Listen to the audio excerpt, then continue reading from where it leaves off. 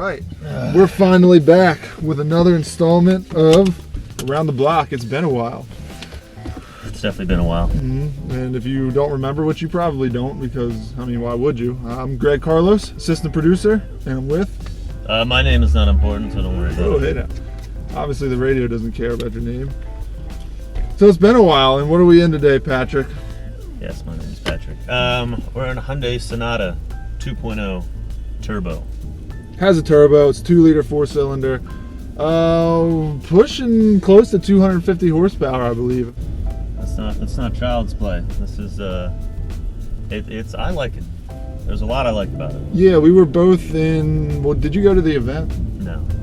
Who went to the event? I think it was Zach. Zach went to the event, and he came back and pretty much said what everybody else felt when we got the 2.4-liter 4-cylinder in the Sonata a while back.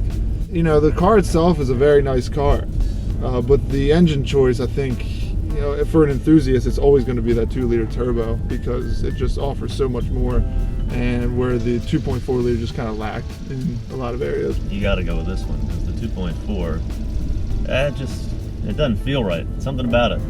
You want more, and this just gives it to you. The Sonata has really become a serious contender up against Camry and Accord and everything else that's been in this segment, I think. Yeah, definitely a little more youth-oriented than definitely Camry, but even Accord. I've always liked Accord. Honda does a nice interior, but this has got everything. It's got a nice looking interior. It's nothing crazy. It's nothing special. I like the color outside. You obviously can't see that. It's like this burnt orange, kind of copper red. And then you also get the same color piping on the seats in here, which is a really nice touch. It's just a nice, I think the turbo, the sport, whatever, the package is a nice overall total package. So yeah, list off some more competitors. Accord, Camry, Fusion, Legacy, and Mazda 6, which is about a little over a year old now. I was always partial to the Mazda 6 just because it looks so good. It looks so much better than anything else in the segment. Yeah. It drives better. It's more driver focused. You can still get a manual in the Mazda 6, which is awesome. That is something rare. I would like to see eventually the new dual clutch, the 7-speed dual clutch that Hyundai has paired with this engine, because this transmission is a little bit slow, a little bit soft. Yep. And let's be honest, I mean, a 6-geared transmission isn't that modern anymore. That's old news.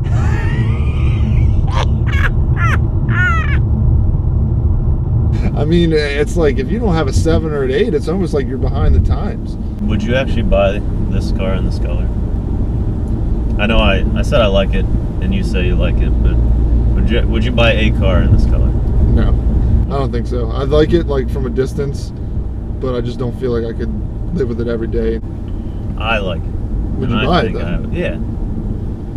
I mean, I haven't, gone into like the configurator or whatever and seen what other colors they have, but if you're just gonna pick your basic, black, blue, red, white, why not go for something like this?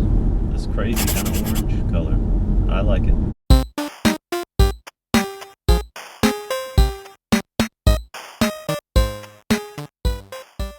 Where do you want to get coffee? I don't know, man. Just a gas station. Sure. Let's just do a gas station. No gas. All right, we'll go to a gas station, which we will not mention this time because it's a pain editing out all those, blurring all the images and signs and everything. Let's just go to a generic gas station. We will go to the fueling station and buy generic black coffee. I will not. Is this where we're going? Nope. What? We're not going there. All right, where are we going? We're gonna go. Haven't been. Let's go. Should we keep recording this?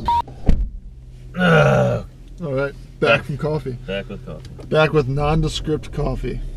Well, I tell you what, I just thought about it. It does provide a nice grip now too. Oh, gotta put my seatbelt on. Safety first. Hey man, Safety you can't put your first, seatbelt on time, and that seems like your problem and not mine, buddy. You're the driver. It's always your problem. That is true.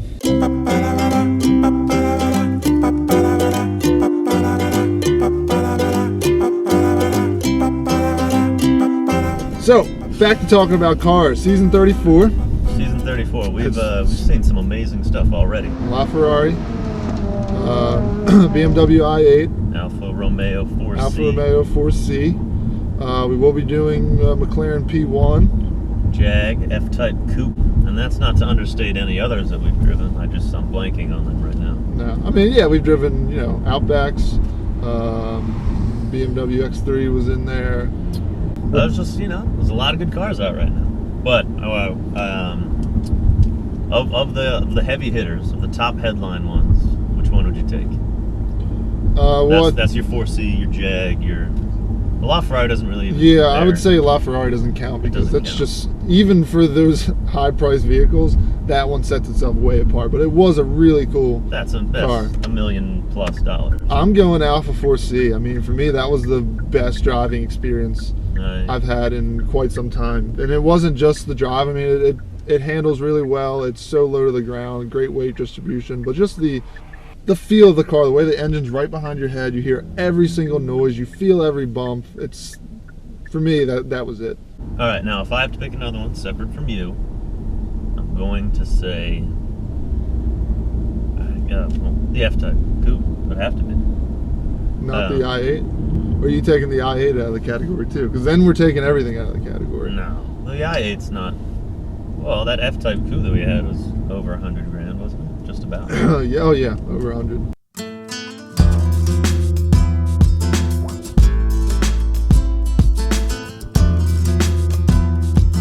On a side note, you're doing a great job of focusing on the road because I think we just recently talked about driver distraction, hands-free stuff, and this has got to be ranking up there. Talking. Yeah. You're trying to conversate with me. Are you trying to say that we're not being safe? Oh, we're being very safe. I'm saying you're doing a surprisingly good job. Oh, I appreciate that, Patrick. You're doing a great job as co-host of this installment. Co-pilot. And I gotta say, you don't drink your coffee nearly as aggressively as Ben does. Ben would be done and it'd be in the cup holder, just collecting trash right now. I do remember because on the first around the block, he had some loud sipping. Loud sipping. And his tongue was all up in this small opening in the lid. And I'm not sure, how his tongue fared after that, but he was aggressively trying to get that coffee out in any way possible. I'm letting this soak in. Coffee should be enjoyed. I agree. You can probably guess what we think of this car, but I'll let Patrick go ahead and say overall judgment on this car. Solid, very solid. All right, if we're going to go out of 10, I'm going to give it 7.5. Maybe I'll give it an 8. I like it. I like it a lot. I like the color. I like the way it's set up. I like the sportiness. It's affordable.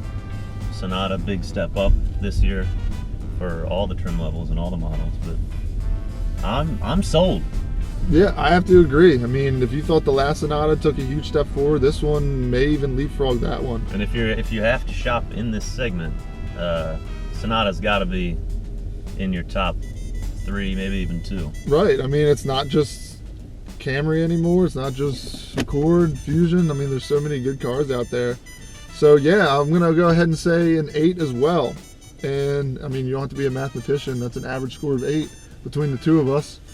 And yeah, so thanks again for hanging out with us. We've got more work to do, and we just took you around the block again. Peace out. See you.